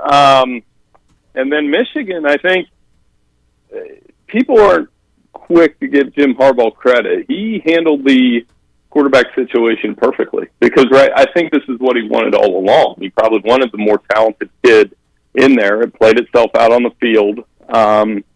J.J. McCarthy's pretty good. I think he's the best quarterback they've had since Chad Henne. Maybe even into the best quarterback they've had since like a Tom Brady and Drew Henson. So the talent is really off the charts with him, but we need to see him play somebody. They've played 3. This will be 3 in a row that they've played that they're not very good teams. We'll see later. And then what are your thoughts? We've had a lot of conversation in our state about Alabama struggling with Texas. My thought has been, let's see how good Texas is first. They looked much more physical than in year one under Sark. They had a great plan. Of course, it didn't help that he lost his quarterback, who was having an outstanding game against Alabama in the first quarter. But your thoughts on what you saw out of Alabama and Texas in that game last week? I mean, it's woulda, coulda, shoulda, but if Quinn Ewers doesn't get hurt, Alabama might have lost that game. I mean, I'm just being honest. Like, he was on fire. He didn't show any fear. Alabama had so many penalties. I mean, that was right. Even though they won the game, I think we can all agree that wasn't a good road performance.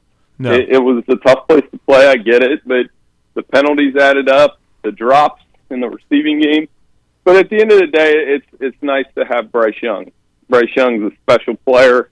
Some of the plays he made in the clutch, that fourth down throw, the scramble off the attempted sack, just clutch play after clutch play, and it's nice to have that. And I heard Nick Saban afterward kind of comparing him to a point guard. I thought that was an amazing comparison because that's kind of what he reminds me of, a very good point guard that makes the plays when it matters most. Mm-hmm. While Alabama survived, they did get a win. I want to stay in the state of Texas and get your pulse on Texas A&M. Hadn't said Jimbo Dirt Neck yet Fisher, this morning. Yeah. And Jimbo Fisher and App State. Great win for App State. But that performance against Texas A&M, or for Texas A&M in that game, my goodness. Yeah, I've been making this joke all week, so forgive me, but if I'm a Power 5 athletic director and App State calls, I'm not picking up the phone. I'm just not. I've got other things going on, guys. But, they have split their last 6 against Power 5 opponents. They've all of those games have been one-score games, and they just played keep away from A&M to perfection. A&M's offense has some serious flaws, and I'm wondering how they'll come out this week. This week's a tough game, too. Miami's a very good team, very good quarterback, very efficient quarterback right now in Tyler Van Dyke. So, I mean, then you go to Arkansas in the Jerry World game. So there is a very good possibility that A&M could be 1-3 or 2-3 when they go play Alabama, which is that's not what we had drawn up at the beginning of the year. No, it's not. And it was, I guess, a nice segue. What have you seen out of Miami and Mario Cristobal in year one, and what do you think about that game? It's very interesting. I still think we'll see A&M's best effort. They've certainly had dirt shoveled on them all week. Mario Cristobal, though, has had success. We know what his team did at Oregon and Columbus last year early in the season. Very interesting game. Yeah, I mean, I think A&M will come out fired up, home crowd, back against the wall, that kind of thing. And Miami's a program that's been desperate to get back on that national stage. So that adds up to, even though we have a 2-0 versus a 1-0, or 1-1, I think it's going to play out as a really fun game in prime time. So I'm excited to see it. I think Miami's going to win if they can handle the crowd and not get rattled. Would be beautiful. And if Van Dyke doesn't turn the ball over, and he's nice. He's a nice quarterback, by the way. Because they've got the athletes on the defensive side that can keep up. Now, on the other side, if I'm A&M, I mean, really early in that game, I'm getting the ball to Aeneas Smith, Evan Stewart. I'm running a reverse, something tricky to get the crowd into it, and just get that place hyped up so it maybe tries to rattle the Hurricanes a little bit. Your thoughts, though, on what you've seen through the first 3 weeks of college football. I know we always want to sit here and say, well, this team here is the best team, this team is the best. But what's kind of impressed you the most, though, or through the first 3 weeks? We talked a little. Okay, so my assessment is there are 6 teams that are for real. And by for real, I mean capable of not only getting to the playoffs, but at least winning one playoff game, having a chance to play for the national title. And those 6 teams are Alabama, Georgia, Ohio State, Clemson, and then USC and Michigan. And USC, I say that because I don't know how real it is. I do know that they definitely have the quarterback, though. Caleb Williams, that offense, 10.3 yards per attempt or 10.3 yards per play between his runs and passes. The connection with Addison is beautiful.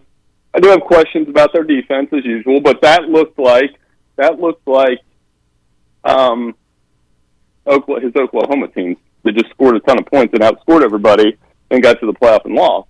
So I really like what USC is doing with Caleb Williams. I know it's early, but I watched them against Stanford, and it was just big play after big play after big play. And you have the quarterback that can make those big plays, and all of those teams do, with the exception of maybe Clemson.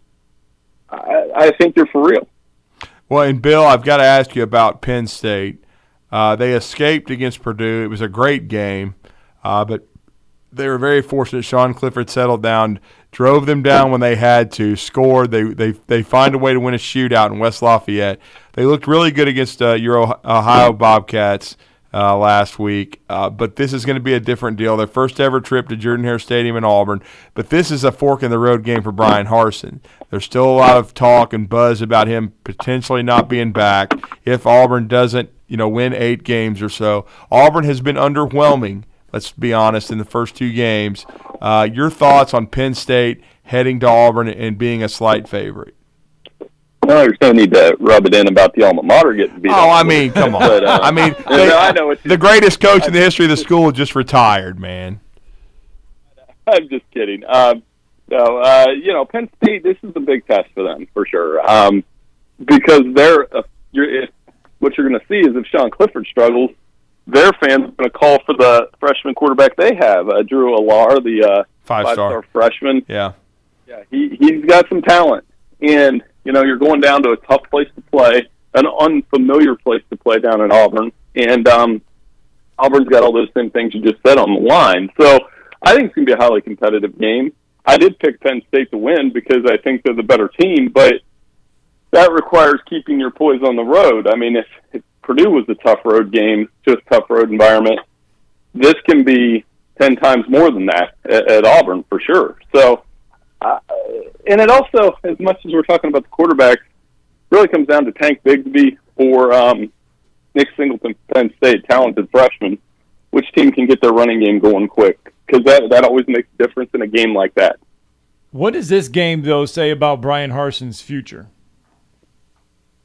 Well, if they lose, it'll be easy to get those speculation going because you haven't gone through the SEC gauntlet yet.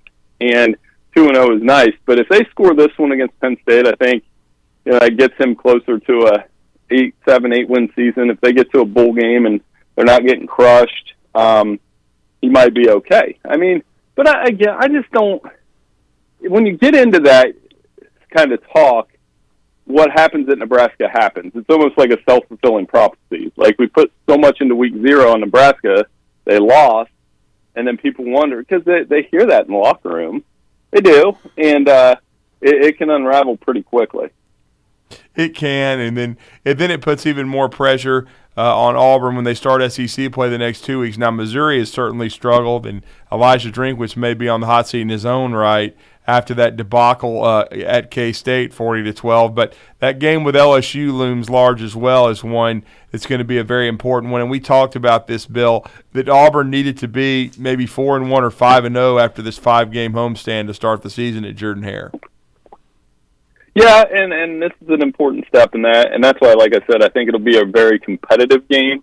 I think, Penn State, same deal with them. They're in the same boat as Auburn in a different way. I mean, Franklin's job security is fine, but there are a lot of people wondering up here if Penn State not only is slipped behind Ohio State and Michigan, but Michigan State as well. I mean, Michigan State's got a tough road game this weekend at Washington, but I mean, you guys are familiar with Mel. Mel Tucker, awesome coach. Awesome coach, has done a great job there, working the transfer portal, creating a physical team on both sides of the ball, and I look for that to continue. Mm-hmm. No doubt about that. It's going to be, and I really, as we're closing it down with you, Bill, I really liked what I saw out of Penn State in both their games, though. the one thing I think that where they've got an edge on Auburn's receiver core is still kind of coming together. Penn State seems to have a lot of weapons outside, and you talked about the young freshman Singleton, who may be the most explosive running back they've had since Saquon Barkley. Yeah, and that'll be a key to this game. I mean, just getting the running game going with Singleton. You'll see him, and you'll see he's been compared to Barkley a little bit. He's not there yet, but you'll see some things in his game that you're like, oh, yeah, that kid's got a ton of talent. So, yeah, I mean, like I said, looking forward to it. Good early season test. It isn't a great schedule this weekend. So, but my editors always told me you can't sell a college football weekend by telling people the schedule's terrible. You got to say it's just not as loaded as usual. So, there'll be some good games. It's like last weekend. Nobody expected Marshall and Georgia Southern and App State to win. That's why they play these games.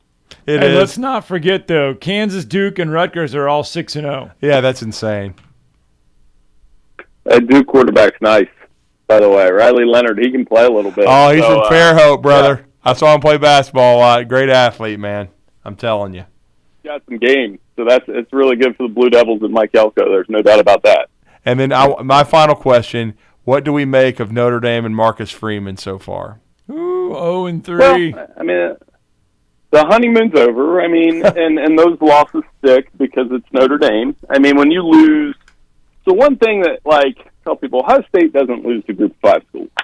Alabama, obviously, they're playing the opponent that the last one to do it, and it was, 15 years ago. When you lose at home to a Group of 5 school, it sticks. And they just, I think they had partially a hangover from the Ohio State game where they didn't play bad. But the other part of that, if you watch the end of that game, remember Ohio State closed that game with like a 96-yard drive and just hammered them on the ground like 10, 11 plays. I think they were physically beat up.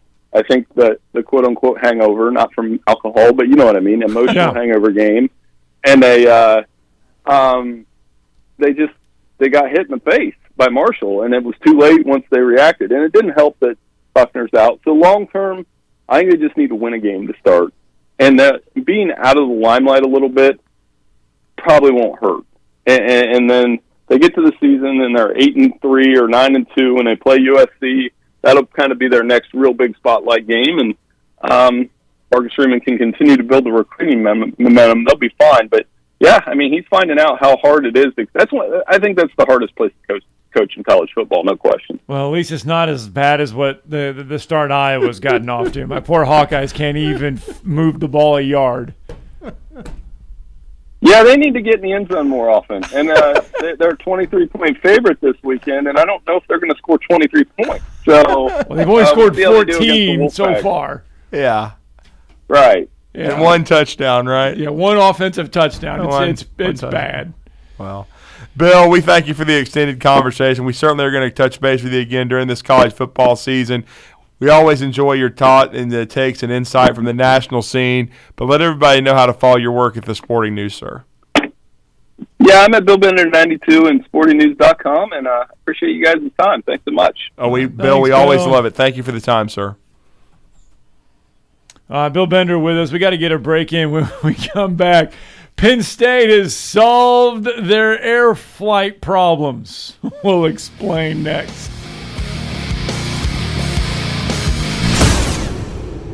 You're listening to Talkin' Ball on 97.7 ESPN The Zone. Got a new wreck southbound Research Park between Oakwood and University. HPD rolled up on it. I think they're going to move it to a parking lot. County Line and Palmer had 5 vehicles involved with an overturned vehicle. That one did have injury.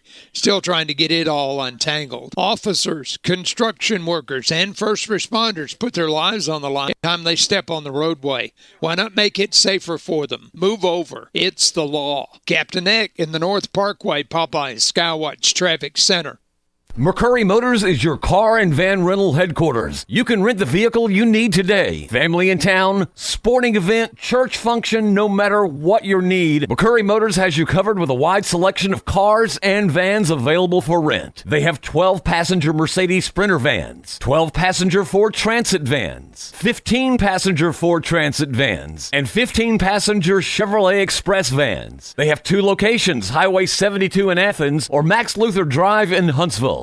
Organizations using Salesforce know how powerful the platform is and how much time, money, and headaches it saves if it's set up right and you know how to use it. Let's face it, Salesforce is complicated and time-consuming to figure out, and a lot can go wrong now and down the road without expert help. That's why most Salesforce users work with an implementation partner like Higher Echelon, so they get the absolute most out of their Salesforce investment. Higher Echelon is a 5-star Salesforce consulting partner who won Salesforce Military Hiring Partner of the Year. President Dr. Joe Ross is retired Army who played and later coached for the cadets. He puts that experience to good use at Higher Echelon, where they pride themselves on hiring veterans. Look, not all Salesforce partners are the same. Don't put your company at risk by going with an inferior partner. Higher Echelon is the trusted partner you can count on to get you up and running and seeing returns on your Salesforce investment in a fraction of the time it would take if you go it alone. Go to higherechelon.com. That's HIGHERECHELON.com to learn more. Go higher and go Army. I'm attorney Gary Lackey. You know, you'll hear people say we're like a family, but here at the Lackey Law Firm, that's really true, not just a saying. I'm Justin Lackey. With my father and my sister, we have a special connection to each other. I'm Jennifer Lackey. At the Lackey Law Firm, when we take on your case, you become part of our family. You really do. And we'll always do whatever it takes to get everything you deserve. If you're injured, you worry about getting well, not about paperwork or insurance companies or figuring out how to get to your lawyer's office. I'll come to you. We worry about your case so you don't have to. When you've been injured, we know that your case is probably the biggest thing going on in your life. More important than almost anything else. And it's important to us too, for one simple reason. Family takes care of each other, and at the Lackey Law Firm, we'll take care of you. The Lackey Law Firm. The Lackey Law Family. 1-800-4-RIGHTS. No representation is made that the quality of the legal services to be performed is greater than the quality of legal services performed by other lawyers. Not looking or feeling your best? No energy for the things you like to do? Ready to look and feel younger? Make your appointment at Advanced Life Clinic, one of the region's foremost destinations for patients interested in looking and feeling their best. Specializing in advanced laser treatments and weight loss, male and female rejuvenation to offset the effects of aging, and more. See how Advanced Life Clinic can help you enjoy your life again. Call 256-882-6555 or log on advancedlifeclinic.com. Susan, it's so great to finally be able to get together again. Oh, it sure is. And I really appreciate you picking up the bill. I'm happy to. I've got the extra cash. Since we've all been driving so much more again, I've been using Get Upside, the free gas app that pays you cash back for every gallon of gas you buy. Wait a minute. Are you saying you actually get paid cash when you buy gas with the Get Upside app? Yes, up to 25 cents a gallon. Cash back every time I buy gas. Does that actually add up to anything? Some months I make $200 to $300. Wow, that's serious extra cash. I'm downloading the free Get Upside app now. Download the free Get Upside app now in the App Store or Google Play to save up to 25 cents a gallon when you buy gas. Use promo code BOOST for a 25 cents a gallon bonus on your first tank. That's up to 50 cents a gallon on your next fill-up. You can cash out anytime to PayPal or an e-gift card for Amazon and other brands. Just download the free Get Upside app and use promo code BOOST for a 25 cents a gallon bonus on your first tank. That's code BOOST. Gunner's Landing is one of the Tennessee Valley's finest golf experiences. Just 35 minutes from downtown Huntsville, Gunner's Landing's 18-hole championship Jewel is open to the public 7 days a week. Located in the foothills of the Appalachian Mountains, Gunner's Landing offers you a golf experience like no other. With beautiful Lake Gunnersville views throughout the round, Gunner's Landing is golf the way nature intended. Gunner's Landing's Club Repair Shop offers a full range of services, including re-gripping and adjusting the lofts and lies of your clubs, even putters. Since the work is done in-house, your clubs will be returned to you in a timely manner. Unmatched in the North Alabama area, it is Gunner's Landing. Schedule your tee time today at gunnerslandinggolf.com. That's gunnerslandinggolf.com. This is Steve Moulton from The Drive. Join us this afternoon from 5 to 7 with Wes Neighbors and me. Now back to Talkin' Ball with Scott Tyson and Drew DeArmond on 97.7 ESPN The Zone. And welcome back, Talking Ball, 97.7 ESPN The Zone. And it kind of got a chuckle out of me because, first of all, for those that have known Penn State's history, used to be the only airport that you could fly into, even as a team, was Pittsburgh. Yeah, and then you would have to bus to Happy Valley. You always heard like it was impossible to get there. Oh, it was like Arkansas and the SEC in Fayetteville. They had a little runway there, and you could fly in little ones. They've now since changed that and have expanded that. It's a little easier now to get into Happy Valley. Just coincidentally, and it's because Penn State is the first ever – I did not realize this, but Penn State is the first ever Big Ten opponent to play inside Jordan-Hare Stadium. I did not know that. So it's drawing the most attention. The tarmac or the runway in Montgomery at the airport is under maintenance, and so they cannot fly into Montgomery and land like most visiting teams have done in the past. San Jose State, now this actually happened last week to San Jose State. Nobody really paid attention to it. They kind of had to, flew into Birmingham and drove down and bus to Auburn. Apparently that's not good enough for Penn State.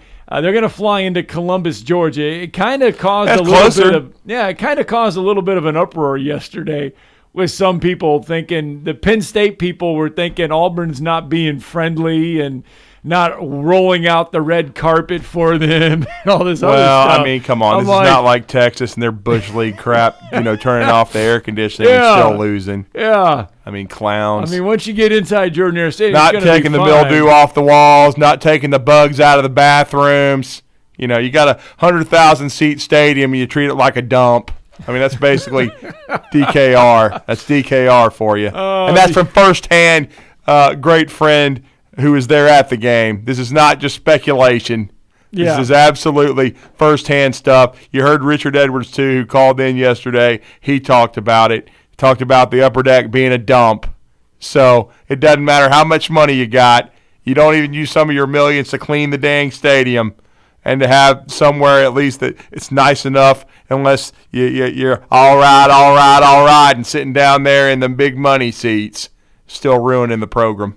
Of course, he didn't even show up because he didn't think they were going to win. The other big, really, SEC football note to get into, Georgia and Tennessee have canceled their home-and-home series with Oklahoma. Yeah. And a lot of people are like, oh, my goodness, this means Texas and Oklahoma are coming into the league sooner. They got to restart to the schedule. You got to look at it as the fact that these games were not scheduled to play until like 2029, 2030. And so the SEC was like, you need to cancel those now because both of you guys are not going to be able to fulfill the contract. It does not mean Oklahoma and Texas are coming into the league next year. That's not what it means. I know people are like, well, the SEC didn't make Alabama cancel their series with Texas. Yeah, because they're going to play next year. Because, that's the thing. They're coming next year, so they're going to be able to fulfill the home and home. Georgia, by the way, has picked up, I believe, Ball State to replace Texas. Oklahoma has picked up a series with TCU to replace the Oklahoma series. So, I mean, it's not the fact that the SEC is being fair or unfair. It's the fact that they can't fulfill both home and homes. Well, so what it means basically, Scott, to me, is when I read it, is that it's going to be 24 when Texas and OU join the league. Right. Okay? It's not going to be 23. And Alabama and Texas series will be over by then. And both of them have fulfilled the agreement. That contract's done, hopefully with a beatdown in Bryant-Denny Stadium for Texas. and there'll be air conditioning in the fail room, and, there'll be hospitality shown, and then they'll go out there and get their tails kicked in. Well, you thought that was going to happen this year. Yeah, we did. But everybody in the media did. Texas surprised them. Certainly it's going to be another challenge. If Texas is good and they may go on to win the Big 12, I don't know. If they're a really good team, it'll be the most hyped game maybe of the offseason. And it'll be the quarterback taking over for Bryce Young. It would be year 2 for Quinn Ewers, see how he comes back and plays. It would be a lot of hype. And see if Sark can continue the momentum. They're certainly recruiting at a high level. And so, it would be a hyped atmosphere, no question about it, after the performance that Texas put on and the great acquitting of themselves that they had this past Saturday. Arch Manning will be here, though. Won't he be in Texas he would uniform? be. So if Ewers does struggle, the first time he struggles, everybody's going to be hollering for a Manning. Get the Manning in there. Get the Manning in there. But I will say, if you look at his uncles, Eli was an understudy for a year before taking over at Ole Miss. He was a backup to Romero Miller, and Peyton was supposed to be a backup, but as we all know, Jerry Colquitt went down against UCLA, and he had to play much sooner than anticipated, and ended up being a 4-year starter pretty much for Tennessee. So again, from what I've always understood, Arch is taking the approach of he's willing to sit a year. I mean, I think he understands that it's not okay, I got to get to the NFL as fast as possible. I got to be there in 3 years. No, what you need to do is develop so you stay a long time. And the NFL's not going anywhere. Yeah, the NFL is going to be there. Yeah. You just need to be coached by Steve Sarkisian, be in a good program, surrounded by good players, and then move on to the NFL, okay? And I think that's the one thing. I know the Manning families have fluent and highfalutin and all that stuff, and they've done very well for themselves, but they've also I know Cooper unfortunately had to retire much sooner than he wanted to. Right. But when you look at Eli and you look at Peyton and the way their careers were handled, you couldn't have scripted it any better with the way they did with their college experience and on to the NFL. I mean, it's been outstanding. I laugh at the NFL not going anywhere because could have prefaced that by saying the XFL, USFL. I don't even talk about it because that's just some crap. Yeah, who? I mean, who?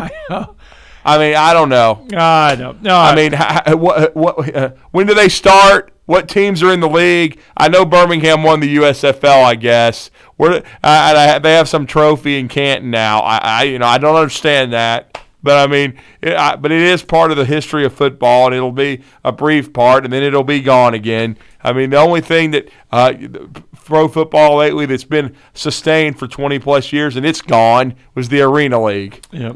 All right, let me ask you these questions real fast. It's week 3 of the SEC football. Well, week 3 of the football season as a whole, and tell me if these are fair or unfair assessments of some of these teams. South Carolina.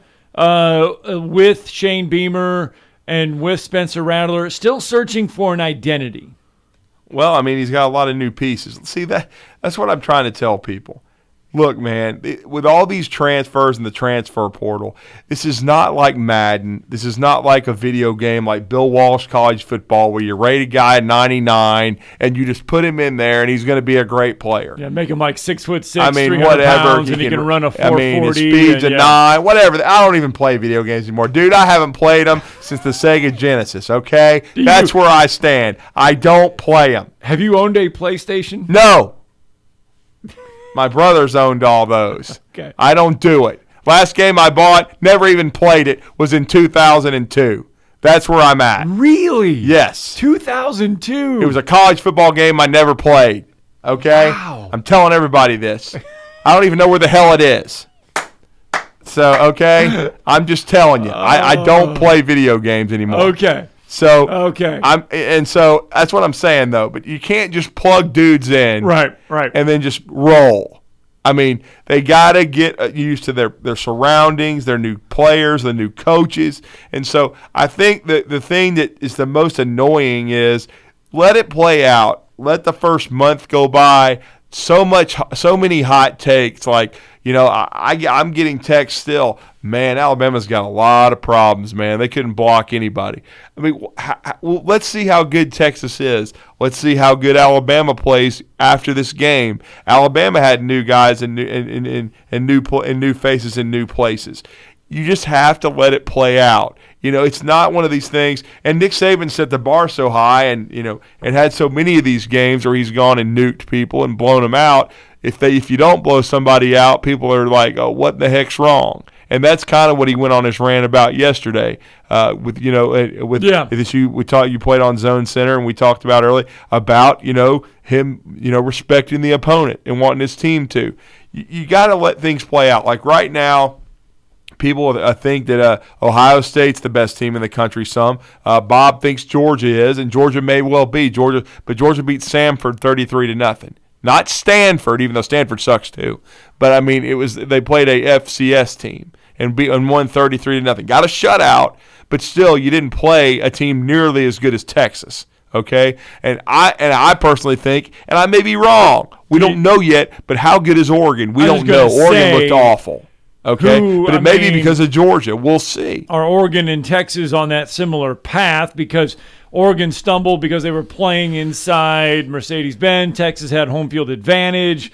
Could that have equaled everything out a little bit? Right. I really liked what I saw at Cincinnati against Arkansas. Right. And I'm thinking Arkansas is really good. And Arkansas was impressive against South Carolina. But they've got a tough schedule. Is Arkansas the second best team in the West? Potentially. And a lot of people, Jake Crane, who's a frequent guest on this show, picked them second. I said they could. I picked them third. But I said they could potentially be a top 3 or 4, 5 team in the SEC. They've certainly looked like it early.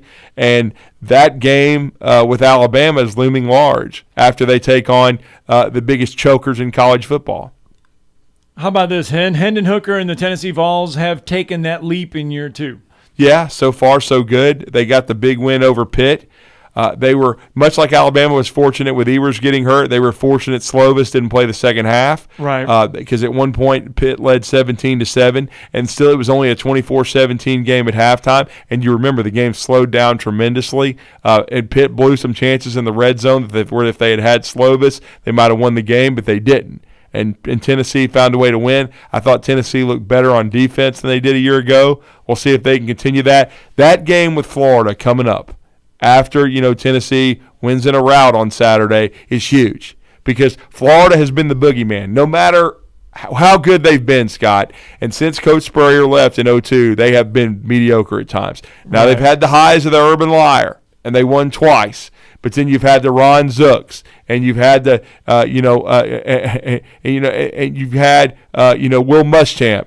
You just had guys, of course, the inconsistency and the up and downs of the Dan Mullen era. You just had some up and down football at Florida. But what was the constant? They've always beaten Tennessee, right. And so that's the next measuring stick. It was huge for Josh Heupel to get a win on the road at Pitt. It was a breakthrough game for them early, but the real breakthrough is going to be can they beat Florida at home in Neyland Stadium in a couple of weeks. All right, here's the best one, and this is just like throwing gasoline on a big-ass bonfire.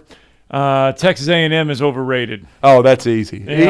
Easiest answer in America. Like the funniest thing I heard, I wish they'd had a microphone on the field.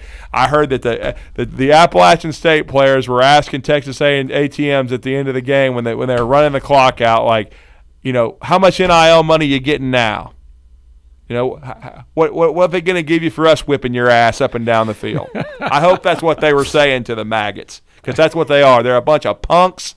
They're playing the game for the wrong reasons. They're paying it for the money. They're not paying it for the love of the game. Everybody wants to get paid. These kids deserve a piece of the pie. But these guys at Texas A&M are nothing but a bunch of mercenaries, and that's all they are. Their coach is a maggot who can't motivate anybody and who's a lying piece of trash. And hopefully they'll get their tails kicked in by the Ruiz Hurricanes, who are trying to outspend them. But, hey, at least I have some respect for Mario Cristobal, who's not a lying sack of turd crap like Jimbo Dummy.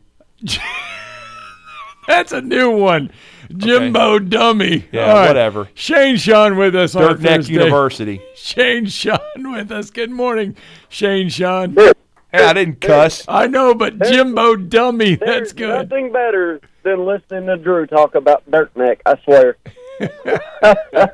Nothing. Hey, first off, I just want to say this. I'm sick and tired. Bill Bender, I like him. He's great. I'm sick and tired of hearing people say if Quinn Ewers hadn't have got knocked out, Texas would have probably beat Alabama. Card played a great game, man. Ewers wouldn't have done nothing different than what he done.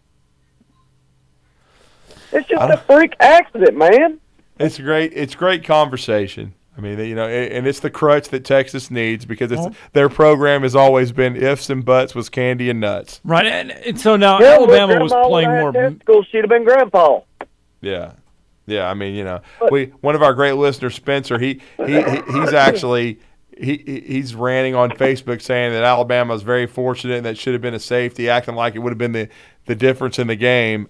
And George Teague made a great point of freeze framing the thing, saying he was actually throwing to a receiver in the vicinity, Jace McClellan, and he wasn't down. He was on top of a defender. I mean, what and whatnot. And I can't help it that the official blew the call and saw something that wasn't even there. I mean, the game was poorly officiated, and like I told Spencer, he was talking about ifs and buts and candy and nuts. I mean, heck, it's a fact. They missed a call 2 plays before when they held Jermaine Burton. So, again, calls are what they are. Both sides got some bad calls, and Alabama won the game.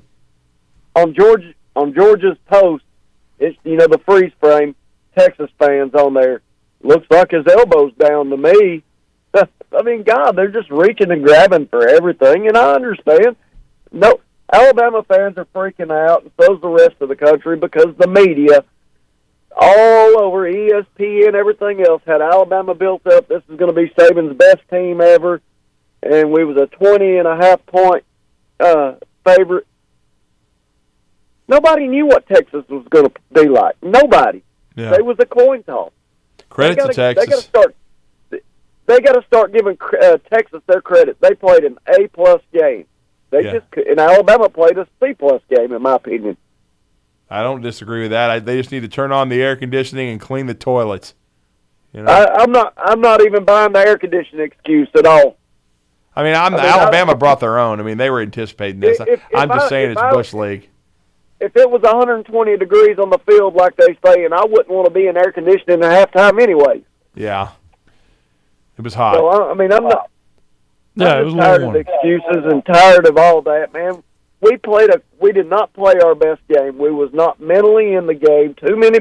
Will Anderson, the best player in college football, was penalized more than he was his entire year last year. I mean, Texas just brought it to us. They played a good game. Alabama won. End of story. No doubt. I agree. All right, Shane Sean, thanks for the phone call. And, everyone said, well, if Quinn Ewers stayed in, it would have been different. Alabama was playing a lot of man coverage when he was in there. Then switched to zone. And then switched to zone. So you wonder, had he stayed in there, would Quinn Ewers have been able to read a lot of those zone defensives? Or maybe he would have started making mistakes. We don't know. We don't know. And then that's what's interesting. All right.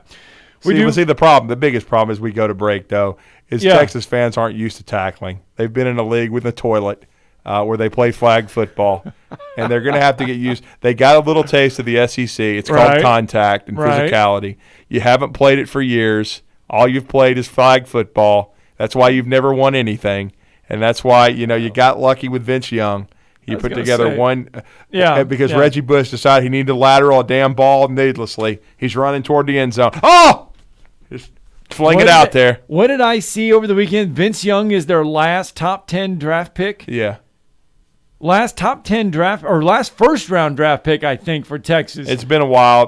Just like the absurdity of the offensive line development has not been there. I mean, Texas has not done a lot. Now, they're going to have to step it up with the big boys. I think they're in the process of trying to do that. With Steve Sarkisian and their staff, and trying to actually learn that tackling is not an option, that you have to do it and you have to block somebody and hit somebody in the mouth.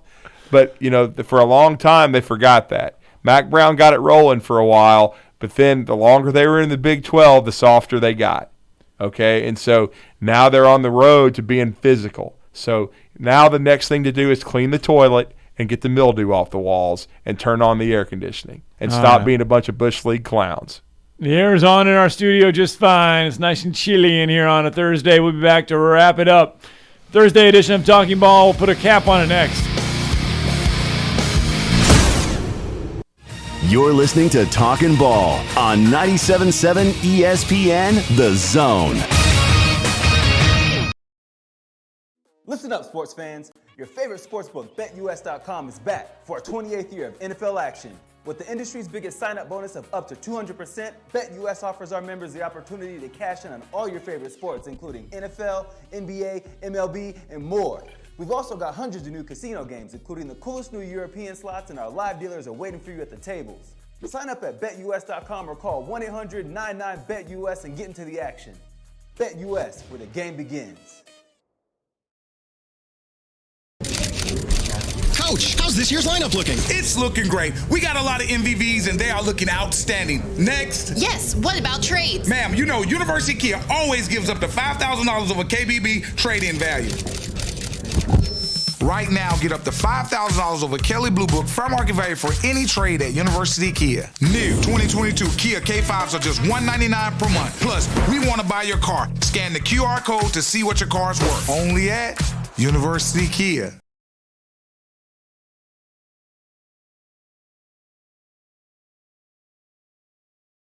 Are disobedient. All of us have sinned and fallen short of the glory of God. Thank God for his forgiveness. Thank God that he separates our sins as far as the east is from the west and remembers them no more. Hey, I'm John Dees, pastor at Cross Point Church, smack dab across the street from the YMCA in Madison.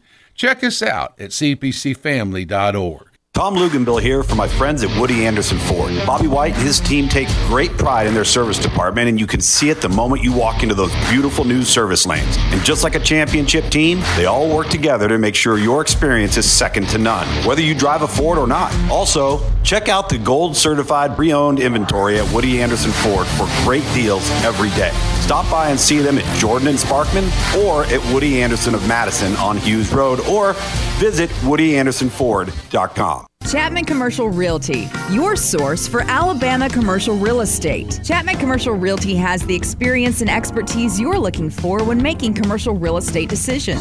If it's office space, retail space, investment property, or project development, Chapman Commercial Realty is your answer. Call Bill Chapman today at 256-656-8413. That's 256-656-8413. Or find them online at chapmancommercialrealty.com.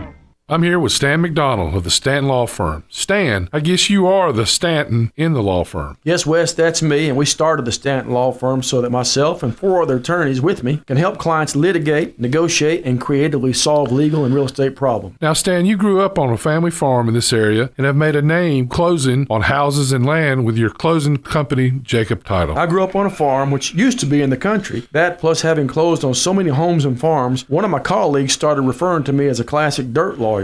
Now, I didn't know how to take that at first, that tag, but I realized that's exactly what I do and what I am. Dan, I know the attorneys at Stanton Law Firm are regular listeners, and we plan to have you on periodically. You and I have seen have impacted this community. Stay tuned, and you may hear about friends like Steve Booker, Clarence Johnson, Thomas Boyd, and even a few of those offensive line hogs like Hoss Johnson, and maybe you remember some other of those guys too. I remember Clarence Johnson. He beat us one year. He was unbelievable. No representation is made that the quality of legal services to be performed is greater than the quality of legal services performed by other lawyers.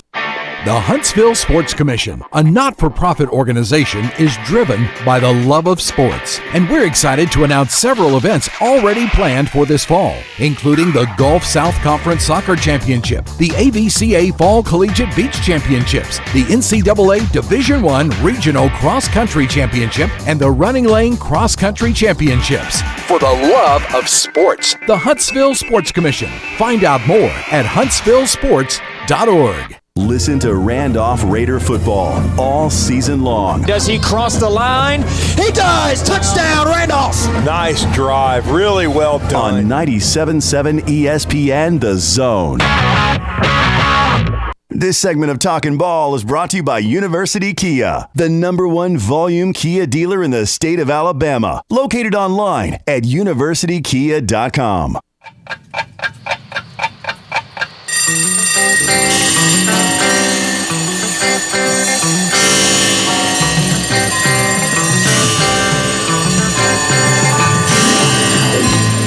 It's time for tomorrow's headlines today with Scott Tyson and Drew DeArmond on 97.7 ESPN The Zone.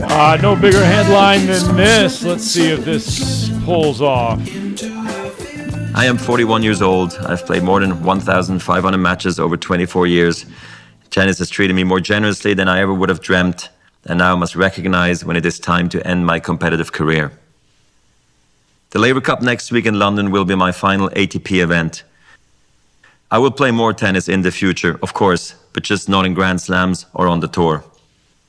This is a bittersweet decision because I will miss everything the tour has given me, but at the same time, there is so much to celebrate. I consider myself one of the most fortunate people on earth. I was given a special talent to play tennis, and I did it at a level that I never imagined for much longer than I ever thought possible. I would like to especially thank my amazing wife Mirka, who has lived through every minute with me. She has warmed me up before finals, watched countless matches even while over 8 months pregnant, and has endured my goofy side on the road with my team for over 20 years. I also want to thank my 4 wonderful children for supporting me, always eager to explore new places and creating wonderful memories along the way. That is Roger Federer announcing his retirement just a short time ago. While we were in that last segment there, Roger Federer announcing that he is stepping away and retiring from tennis. Yeah, well, on the short list of one of the greatest of all time. He's played much longer than most do in competitively in the sport of tennis. He's played into his 40s, which you don't see. It's almost like Tom Brady playing in the NFL and being 45 years old. And for much of his time on the tour, played at a very, very high level, even into his late 30s. We're talking about going to slam finals, playing in semifinals, and making long tournament runs. At one time, I think he was considered the greatest of all time. Now, with what we've seen Rafa Nadal do and Novak Djokovic and those guys near the end of his playing career, they've kind of overshadowed him a little bit. But he's still, among the pantheon of greatness in tennis. He's up there with all those names. And what I mean by that is when you refer to by your last name, Borg, right. Ash, McEnroe, Sampras, Federer, Agassi, all these dudes. He's Sampras. I mean, he's one of those guys that you can refer to by their last name and you immediately know who he is, or even our nickname like Rafa or Novak. He's one of those guys on the short list of the greats in tennis. All right, one other quick note. Auburn landing a 4-star wide receiver, Adam Hopkins, out of Thomasville, Georgia. Thomas Central, Adam Hopkins the 4th. Yeah, the top receiver in the state of Georgia. And we're going to talk to Christian Clemente of Auburn Undercover on the Recruiting Blitz coming up on Blitz Sports Radio. We're going to talk about that impact and that huge commitment because they lost Carmelo English yesterday from Central Phoenix City. So getting Adam Hopkins is big for Auburn. All right, guys, that's going to do it. We'll see you back here Friday morning, Talking Ball, 97.7 ESPN, The Zone. No representation is made that the quality of the legal services to be performed is greater than the quality of legal services performed by other lawyers. This is Attorney Tommy Sinyard on behalf of Sinyard Law, and again proud to be a sponsor of all things football here on ESPN Radio. My son Bart and I started our own law firm July 1 and are very proud and excited to be bringing you our 50 years of collective national award-winning injury trial law experience. Check us out on the web, sinyardlaw.com. Sinyard Law, nationally recognized, locally respected. Hey folks, this is Arthur Seaton, managing partner at University Kia, here letting you know we are proud supporters of don't have quotas or heavy-handed sales tactics. Fleming Roofing, we have